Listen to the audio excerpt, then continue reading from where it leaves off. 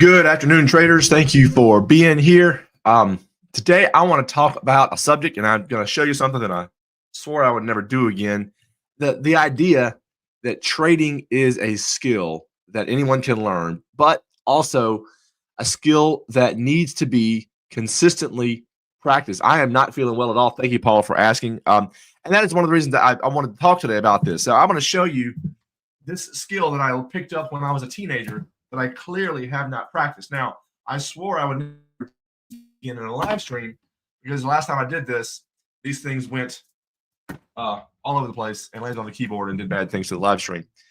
So that's me juggling. And it's clear that I do not spend any time practicing this. Now, my voice does sound a little Barry White there, doesn't it? I don't know why it gets that way. But apparently I can't get enough of your love, babe. I am a firm believer that anyone can learn to trade, just like anyone can learn to juggle. I literally bought a book when I was 15 called Juggling for the Completes. And in the span of a day reading a book, I learned to juggle. I didn't practice at all. You can literally buy Trading for Dummies. You can go on YouTube and watch 1,000 videos, and in a day you can learn the basics of how to trade badly, just like you can learn the basics of how to juggle badly, but you have to do it every day. What does that have to do with me being sick? I have my standard get sick at the end of the fall, beginning of winter that I have every year. And I just don't feel like trading. I don't feel like doing anything. But the minute that you allow yourself to backslide on your skills is the minute that you lose them. Now, Drew Brees did not become the best quarterback to ever play in the history of the NFL. Yes, Drew Brees. By taking days off and saying, you know what, today I don't feel like it. I'm not going to practice today. Even if he tells the story, or I've read his autobiography after the Super Bowl, about he would go out there, he would get to practice early and go out there and he'd play a game in his head. He would practice mentally. And so one of the things that I encourage everybody to do for a couple of reasons is to constantly be practicing the skill of trading outside of the trading that you are doing. What do I mean by that? Number one, you never know when you're going to come across a trading strategy that works better. I'm constantly I'm constantly open to the possibility of finding a strategy that works better than one I have. That does not mean that I am jumping from strategy to strategy. That's a completely different thing. I'm not looking for another strategy because I got discouraged with the strategy I have. Not to tie it back into football too much, but you look at today is like the opening day of the signing period, the early signing period for college football players, for high school players signing in college.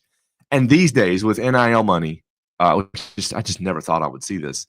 And the transfer portal, if a high school 19-year-old, 18-year-old doesn't playing time he feels like he needs or wants or deserves, he jumps to another team. Hey, what team can I go to? And there's a corollary there for trading. You think, well, I've tried this and it's not working. And rather than stick it out, I'm going to jump to a different strategy. That is not what I'm talking about here. Do I think that players should honor the commitment they make and stay with one team? Kind of. But then again, I'm 50 years old. I'm not an 18-year-old kid who can make millions of dollars. So not going to touch that. What I am saying, though, is that there can be you can get into a rut and you can get stale in skills if you're not constantly practicing them. And while showing up every day and trading the same way, doing it over and over and over again, expecting the same result is the very definition of discipline. At some point, you're no longer honing those skills. So what I would recommend everybody do out there is spend 5 minutes a day, not juggling, then spend 5 minutes a day experimenting with a different trading strategy than the one you currently have. For 2 reasons. Well, 3 reasons. Number one, you never know when you're going to run across a better one. And there's a whole discussion we need to have when you find one. All right, it's a better strategy. That doesn't mean it's time to pull the ripcord on the old one. there's a process. There's a process for everything. There's a process for making the transition from old to new. That's number one. Number two, trying a new strategy every night, spending 5 minutes, spending 10 minutes, back testing, looking at, thinking through the logic behind a strategy will help you down the road. I am convinced that I learn more from the trading group on Facebook, just from hearing other people asking questions that I never thought to ask, than I ever learned from a book or from a guru or from a course. There's so many, a lot of times we don't know what we don't know. So experimenting and exploring a new strategy, even if it's one you hate. I traded a strategy that I hated for 8 months. Excuse me. I almost put live money into it. It's a funny story. I'm still on number 2. I'm not going to forget number 3.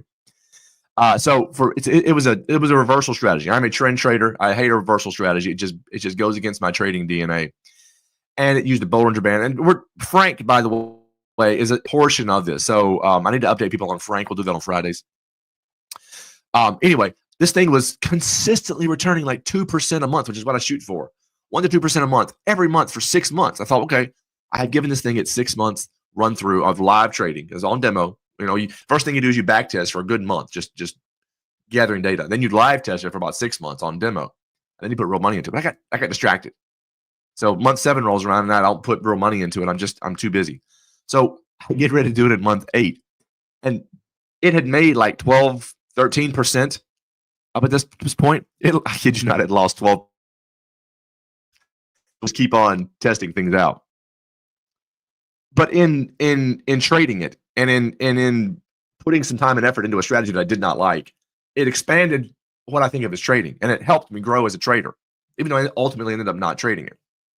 Number 3, if you're anything like me, there's a term that a Sunday school teacher of mine, a dear friend, coined called junior God executive. Those of us who are control freaks and want to be in control of everything. We're the ones, if God was in a room, right? We're the ones sitting at his elbow with a memo saying, God, here, use this one, right? Junior God executive. So we want to always be messing and meddling. This is why I'm no longer a swing day trader, because I couldn't just sit there and watch the thing. I had to put my energy somewhere else. So by constantly honing these skills at night or in the off period, whenever you're away from your actual trading, markets change, absolutely. You can channel that I'm going to meddle with my trade energy into a productive direction, right? So instead of going over here and meddling with my trade, I'm going to just shut it down, forget that it exists, and go over here and put all that energy over here. The other thing is, yes, absolutely, Paul's right. Markets change. As evidenced by, has anybody ever tried to optimize a trading algorithm, and you do it, you're like, I've only got 3 settings, so it shouldn't be curve fitting too much. And hey, look, 2024, I'm doing it right now, and I'm gonna have to cut this off because my lungs are starting to burn. I'm doing one right now for Frank, back testing the 4-hour chart on Frank. Frank is just a whole moving average with an engulfing candle strategy. And 2024 looks great, and then 2023 is terrible. And so you constantly need to optimize your strategy.